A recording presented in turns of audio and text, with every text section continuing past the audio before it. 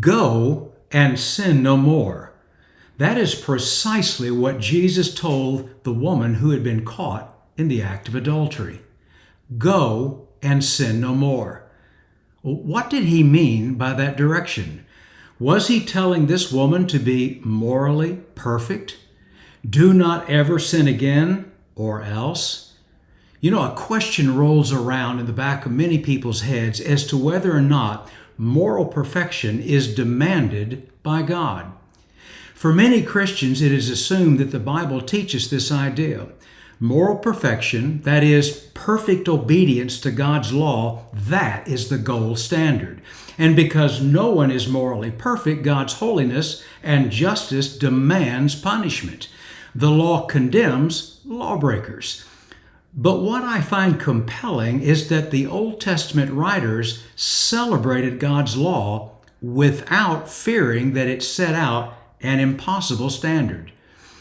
These Old Testament saints knew Yahweh as a God who was both righteous and just, and yet they also knew He was merciful and forgiving at the same time. And the New Testament writers knew this as well. They understood that being righteous before God was not being behaviorally perfect. Now, with this in mind, let's return to the story of the woman caught in the act of adultery and brought to Jesus.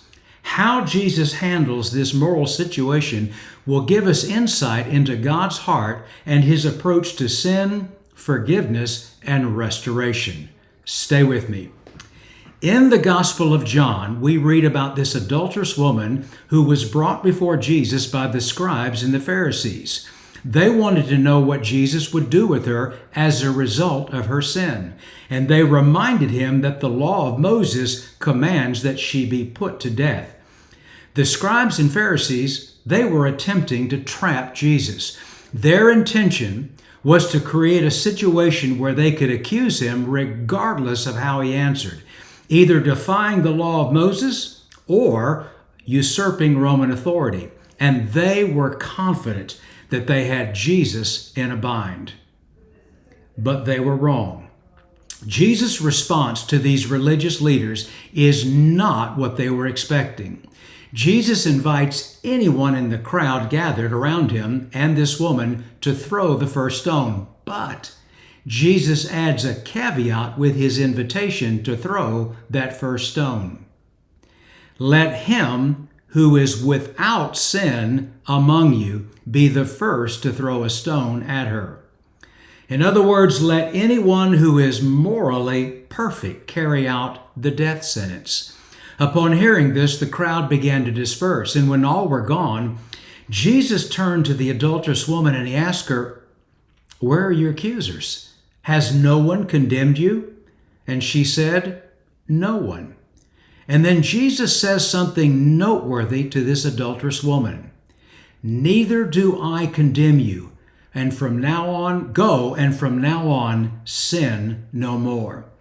Jesus tells this woman first that he does not condemn her. He secondly tells her to go and sin no more. And by telling her that he does not condemn her, he tells her that he does not pass judgment on her. But the woman was caught in the act, and the law of Moses was clear.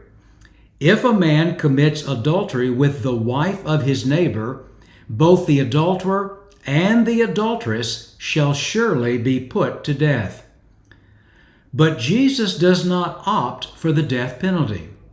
He chooses mercy and forgiveness. And this choice is sometimes something that we just miss, and we must not miss it. By choosing not to condemn, Jesus, God the Son, reveals the character of Yahweh, God the Father. And how do I know this to be true? Well, John tells us that when Jesus entered into Jerusalem for the Feast of Tabernacle, and this begins in John 7, and it's during the days of this feast, John tells us that Jesus is teaching in the temples, and the Jews are absolutely marveling at what he's teaching, and they're wanting to know how he knows so much, considering he had never studied.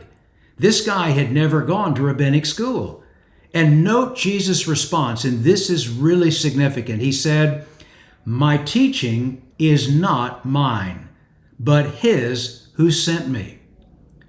What Jesus was teaching came from another source, and that source was the one who had sent him. And who is the one that sent him? Well, Jesus reveals that source. If anyone's will is to do God's will, he will know whether the teaching is from God or whether I am speaking on my own authority. Jesus shows that the source of his teaching can be understood through a person's desire to follow God. Anyone who truly wants what God wants, that person, Jesus said, they would know what he's teaching, and that what he's teaching is from God. In other words, Jesus' source for what he taught was Yahweh, God the Father. What Jesus is teaching, what Jesus is doing, is coming from one source, and that source is Yahweh, and that is significant. And then on the very next day, Jesus would encounter this woman caught in the act of adultery. The scribes and the Pharisees placed this adulterous woman in front of Jesus, wanting to know what he will do with her. And they remind him that the law of Moses commands that she be stoned to death. Now, the Jewish leaders themselves were really not that interested in the law. They had already disregarded it by bringing only the woman to Jesus. The law required that both parties to adultery be put to death, and the guilty man was nowhere to be found. But John's focus in this story was not about the particulars of the law concerning adultery. John was revealing something far more significant. He had written in the opening of his gospel that Jesus was God the Son who revealed God the Father. This is what he wrote. For the law was given through Moses. Grace and truth came through Jesus Christ. Don't miss that. For the law was given through Moses. Grace and truth came through Jesus Christ. No one has ever seen God. God the only Son, who is at the Father's side, he has made him known. Jesus, God the Son, is the visible expression of Yahweh, God the Father. Jesus reveals Yahweh's nature and character to humanity, and as such, Jesus' response to the adulterous woman is in accordance with his understanding of Yahweh.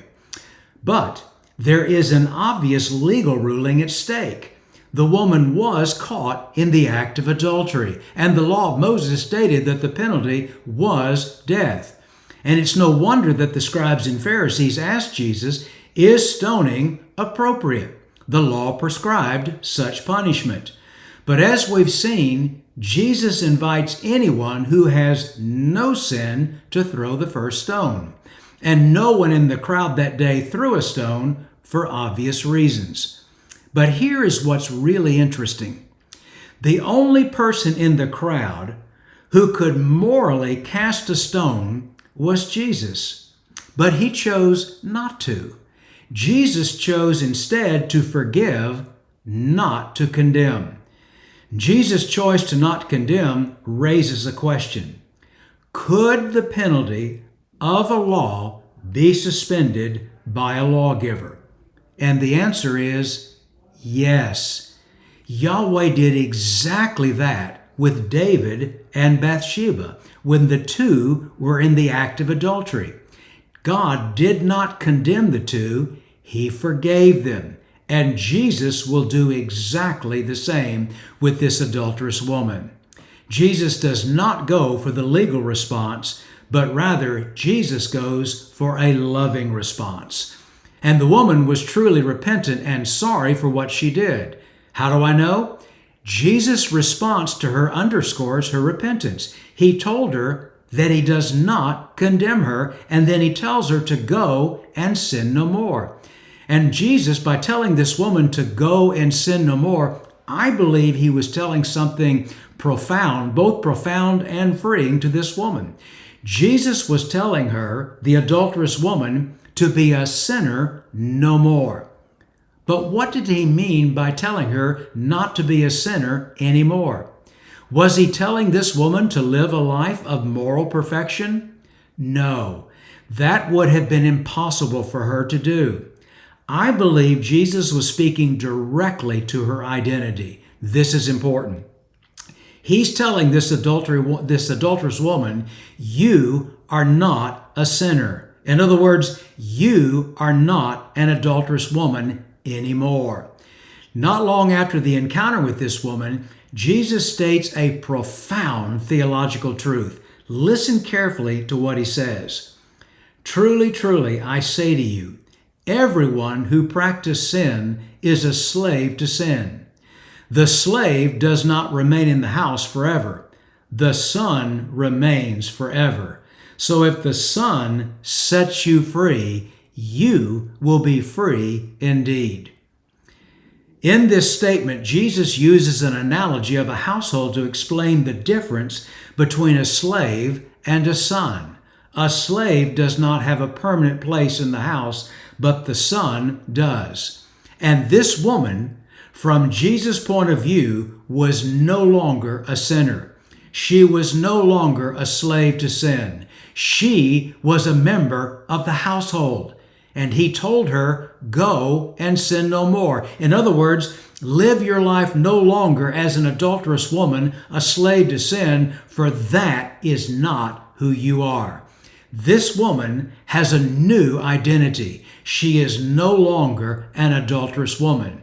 And this, I believe, is the main point of the story. The woman had sinned. She knew it.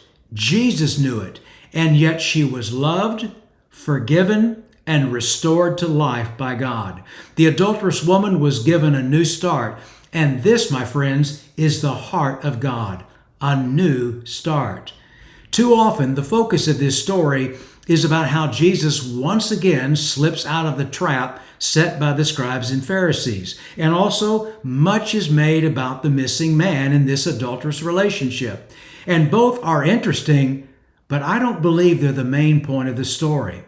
I believe the focus is that while we are yet sinners, before we have even asked for forgiveness, Christ's love surrounds us, it encircles us, it envelops us, and swallows up our sins. This story serves as a useful example for all believers, all Christians. The adulterous woman is morally and legally guilty. Jesus is morally and legally perfect. No one on earth had a greater justification to condemn her for her sin. And yet Jesus, he chose not to do what he was allowed to do. Instead, he chose to do what his Father would do. Like God the Father, God the Son, Jesus exercised right judgment. Jesus had earlier told the people, do not judge by appearances, but judge with right judgment. Jesus judged this woman with right judgment. Jesus chose mercy and forgiveness while still speaking out against sin. He chose not to condemn the woman, but to give her a new start, a new identity. He told her to go and sin no more. God the Son, who reveals God the Father, had not condemned her. He forgave her. And from Jesus' point of view, this woman was no longer an adulterous woman. She was no longer a sinner. She had a new identity. She was a new woman. Go and sin no more. Well, listen, I do hope this has been helpful. This text is so interesting, and often, as I said earlier, the main point is missed. We get so hung up in other details that we miss, I believe, John's main focus in the fact that this woman becomes new. She now has a new identity. Go and sin no more. Well, listen, if it's been helpful, take a moment, if you will, to hit that like button. And also, if you've not yet subscribed to this channel, I invite you to do so as well. And also, I invite any comments that you may have regarding this story and even your story with God and how God has forgiven you and where you came from. People, when you write or share these comments, it's not just me who read them, but there are many others who read them as well, and you can be a source of encouragement when you comment. But again, thanks so much for taking the time to view this video. I appreciate it, and as I always say, God's very best to you.